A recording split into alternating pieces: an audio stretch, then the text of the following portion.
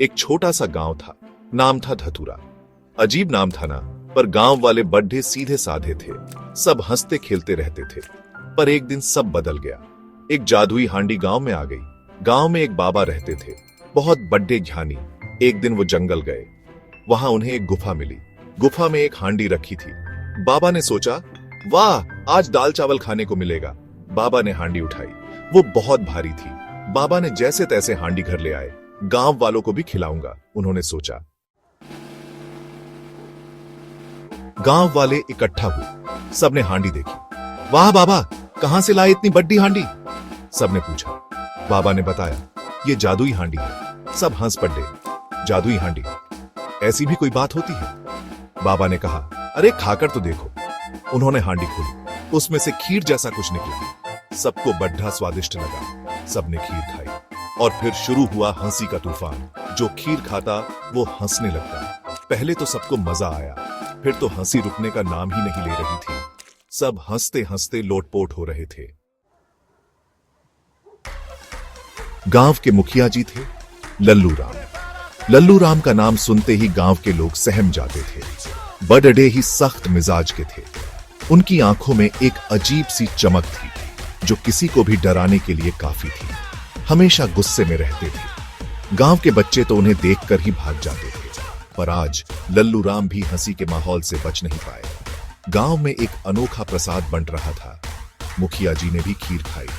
और फिर क्या था, खीर का स्वाद ऐसा था कि मुखिया जी खुद को रोक नहीं पाए। मुझों वाले मुखिया जी हंसते हंसते लोटपोट हो गए।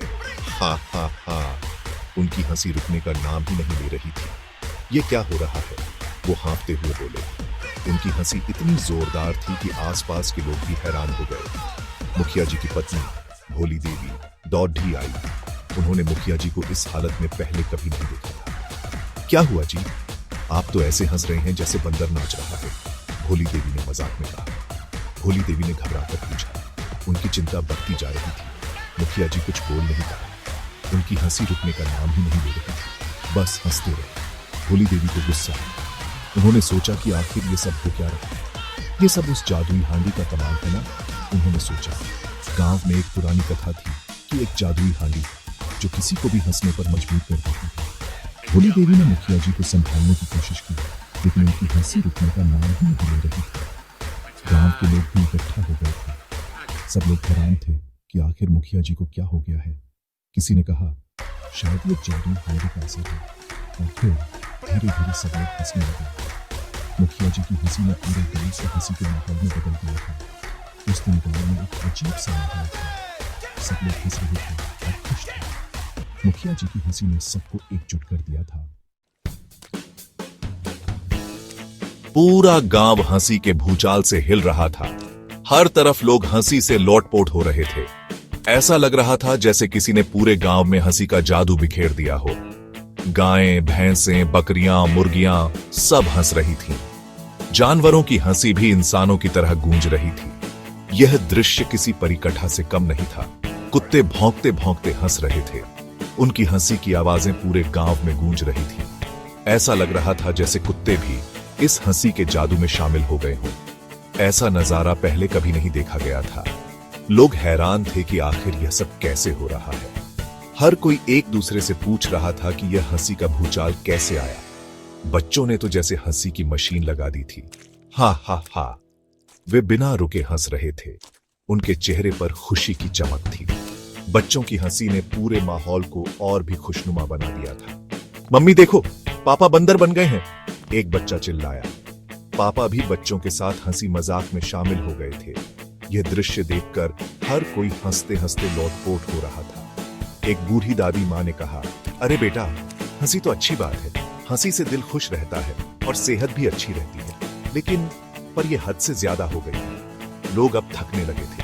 हंसी की वजह से उनके पेट में दर्द होने लगा था। यह हंसी अब मजेदार नहीं रह गई थी। अब तो इसे रोकना होगा। पर कैसे? गांव के लोग इकट्ठा होकर इस समस्या का हल ढूंढने लगे। हर कोई अपनी अपनी राय दे रहा था, लेकिन कोई भी समाधान नहीं सूझ रहा था। कोई भी हांडी के जादू को तोड़ नहीं पा रहा था। हांडी में क्या था, यह किसी को समझ नहीं आ रहा था। लोग उसे खोलने की कोशिश कर रहे थे, लेकिन सब नाकाम हो रहे थे। सब हंसते हंसते परेशान हो गए थे। उनकी हंसी अब थकान में बदल गई थी। गांव के लोग अब इस हंसी के भूचाल से छुटकारा पाना चाहते थे। भोली देवी का भाई भोला गांव का सबसे बड़ा शरारती था। उसकी शरारतें पूरे गांव में मशहूर थीं। हमेशा कुछ न कुछ करता रहता था। कभी किसी के खेत में घुस जाता तो कभी किसी की गाय खोल देता। आज भोला ने सोचा क्यों ना इस हांडी का मजा लिया जाए। हांडी में खीर थी जो उसकी पसंदीदा मिठाई थी। भोला ने चुपके से हांडी में से थोड़ी खीर निकाली। उसने इधर उधर देखा कि कोई उसे देख तो नहीं रहा और फिर वो गांव के कुएं में कूद गया। कुएं का पानी ठंडा और ताजगी भरा था। अब देखो मजा, भोला ने सोचा। उसने सोचा कि गांव वालों को चौंकाने का ये सबसे अच्छा तरीका है। गांव वाले कुएं के पास से गुजरे। वे अपने रोजमर्रा के कामों में व्यस्त थे। अचानक उन्हें कुएं से भोला की हंसी सुनाई दी। हंसी इतनी जोरदार थी कि सब रुक गए। हा हा हा, मैं मछली बन गया हूं, भोला ने जोर से कहा। हा हा हा, गांव वाले हैरान हो गए। वे समझ नहीं पा रहे थे कि भोला क्या कर रहा है। ये भोला क्या बोल रहा है? उन्होंने एक दूसरे से पूछा। सबने मिलकर सोचा कि अब क्या किया जाए। भोला की हरकतों ने गांव वालों को और ज्यादा हंसा दिया। अब तो हंसी का कोई अंत ही नहीं था। धतूरा गांव हंसी की राजधानी बन गया था। लोग दूर दूर से धतूरा गांव आने लगे। अरे, ये तो हंसी का अड्डा है, एक आदमी ने कहा। धीरे धीरे जादुई हांडी का असर कम होने लगा, पर गांव में हंसी का माहौल बना रहा। अब लोग बिना वजह भी मुस्कुराने लगे थे। जादुई हांडी ने धतूरा गांव को एक सीख दी थी। हंसी और खुशी ही जीवन का सच्चा धन है। जो लोग हंसते हैं वो जिंदगी में कभी हार नहीं मानते। तो आप भी हंसते रहिए, मुस्कुराते रहिए और दूसरों को भी हंसाते रहिए, क्योंकि हंसी ही सबसे बड़ी दवाई है।